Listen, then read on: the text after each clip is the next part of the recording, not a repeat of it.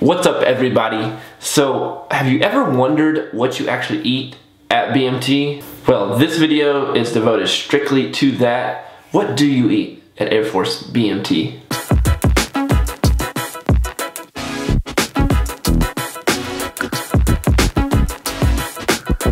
So, before I actually get into the food aspect of basic training, I kind of want to go over what you will actually be required to do in the dining facility, because that is one of the big things at basic training that you can get in trouble for, is not doing the right things while you're in the dining facility, aka the DFAC. So you will be marching in the dining facility unless you do have your tray in your hand.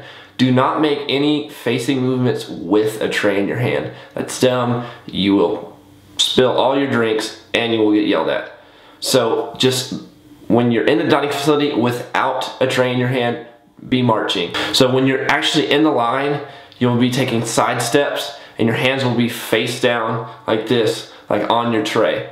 So just make sure you're going, taking step by step, going down the line when you're getting your food. And speak up to the people that are actually serving you, because it just makes everything go a lot smoother.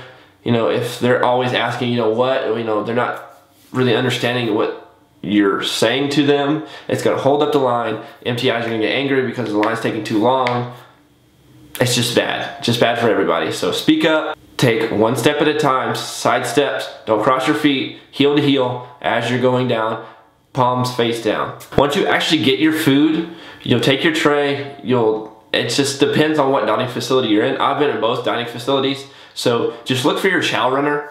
When you go out of the line, you'll take whatever turn you'll take. I took a left because I was at Disneyland and I was on a certain side. Sometimes at Disneyland you'll be taking a right. It doesn't really matter. Once you see your chow runner, you'll know where to go. Walk straight towards your chow runner, and you'll know who your chow runner is after the first day. First day you might not, but you'll see somebody directing traffic. So they'll be standing there with their hand.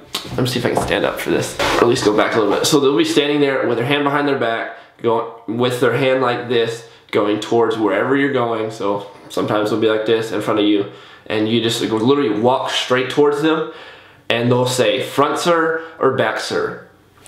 So what front sir or back sir means is, it's pretty simple. You either go in front of them or you go back behind them, because it'll be literally like aisles in between the tables. And if they say back sir, you say back sir, thank you sir, and you walk behind the chow runner and go down that aisle.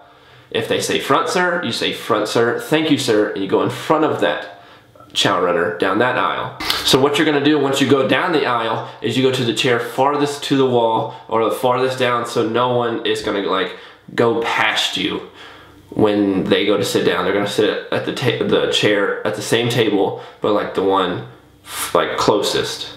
You'll understand it once you see it. It's pretty simple, but once you get to your chair, you need to set down your tray at your chair, and you stand at the position of attention, hands cuffed like this on the seam of your trousers, and you need to stand behind your chair for 3 seconds. I always counted in my head. I was like, 1. Even when it was 7th week and I was gonna graduate, I didn't care. I always counted in my head just in case there's an MTI across the DFAC looking at you saying, in his head saying, is it 3 seconds?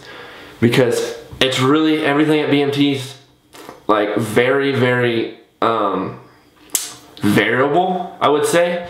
It just depends on your MTI or whatever MTI is watching you.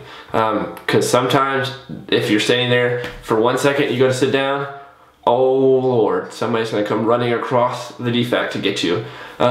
Just make sure, I always counted in my head, 1, 2, 3. Just stand at the position of attention for 3 seconds before you sit down, and then you sit down, and then you eat your food. Pretty simple. So those are a couple things you need to know, etiquette wise, while you're in the DFAC. Okay, so getting into all the food. They are required to give you 10 minutes. Your MTIs are required to give you 10 minutes to eat your food. Sometimes it's gonna be a little different. It just depends on what you have going on that day. They might have to hurry you out of there. You will eat 3 times a day. And those 3 times are breakfast, lunch, and dinner, obviously. Just a tip, they will tell you have to get 2 non-carbonated beverages, I believe they say it. I think it's something like that. It's just you have to get 2 waters, or like a water and a juice. You can't get like milk. Like, you have to have like something like, I forgot what they called it. I'm not sure what it was. I want to say it was non-carbonated. I don't know if milk is considered carbonated. It doesn't make, I don't know. But just, I always got 2 waters and then whatever else. You can get as many cups, you can fill a tray up with, you know, cups.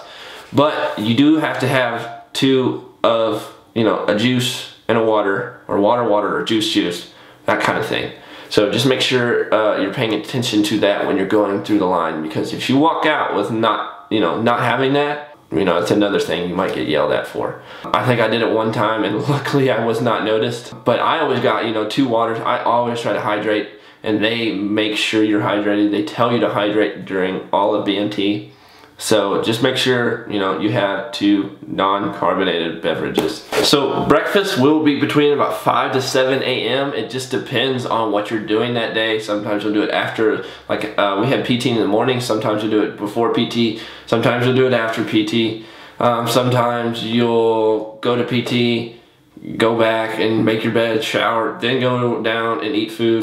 It just depends. Sometimes you'll have KP, which is kitchen duty. That is where you go to the DFAC and actually like wash dishes or put out stuff for the meals. You're basically in the kitchen the entire day, so you might eat a little bit earlier than that. It just all depends. But breakfast is obviously a very important meal. I mean, you've been told that your whole life. Breakfast is really important at basic training, because that is what's going to get you through to lunch. And you haven't eaten since probably around 8 o'clock, maybe a little earlier than that the day prior. So you really need to eat something that will sustain you until lunch. So at breakfast, they have a wide variety of things. Breakfast kind of stays the same, whereas I'll talk about a little bit later, lunch and dinner, they change day to day.